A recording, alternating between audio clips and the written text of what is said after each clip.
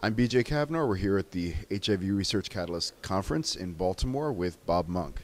Hi, Bob. Hi, BJ. Feels like we've done this before, hasn't it? Yeah. It does.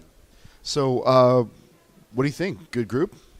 I'm really impressed by the number of younger people who are attending this conference, and I'm really encouraged by that because all of us old and tired activists need to renew our ranks. What first got me excited about AIDS treatment activism was attending a NATAF conference, a National AIDS Treatment Advocates, I don't know what it was called back then, forum. And I'm hoping that it'll have the same effect on some of these folks who've been involved in the field for less than 5 years, which seem to be a pretty good chunk. Yeah, we do need to retire and think about getting out of nonprofit and our own Social Security pensions at some point. What are you focused or interested in looking at for treatment opportunities? What's the one thing that you are inspired by? I mean, there's a lot of talk about pre-exposure prophylaxis here. There's a lot of talk about, there's always a normal talk about microbicides and things. But for you, what's the thing that you're most hopeful about? And I promise we won't hold you to this in the future. Well, that's a hard one because, with my website, the AIDS Infonet, we try to cover the waterfront. Let's give us a plug. So that's www.aidsinfonet.org.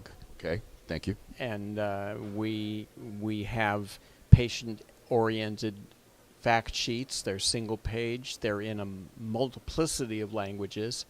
And I bust my butt to keep them updated. So people only have to go to one page on the website and they'll get updated current information.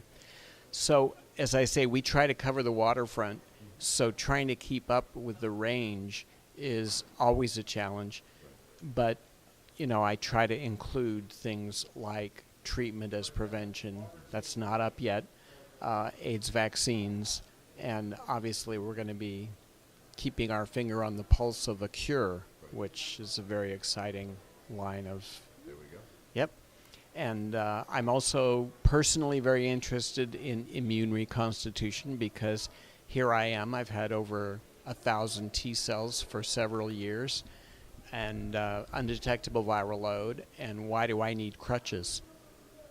Why do I have neurological symptoms basically from my back on down to my feet? So. Yeah, I think that I agree with you. I love the fact that we're talking openly as activists about a cure. We're talking about things like immune reconstitution because it does still matter. And I mean, the medications are great. They're saving grace. They've kept us alive. But what's next?